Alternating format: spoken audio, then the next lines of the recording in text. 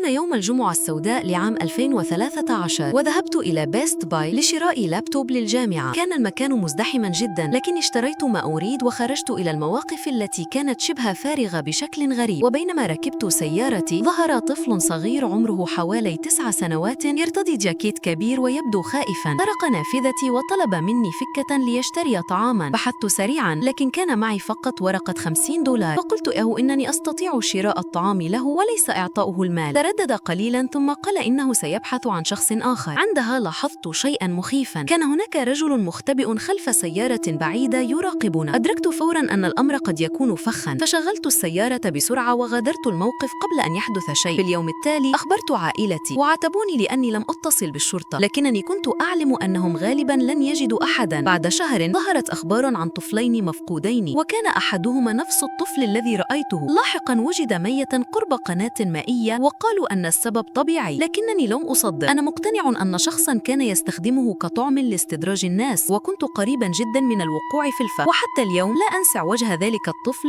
ولا تلك الليلة.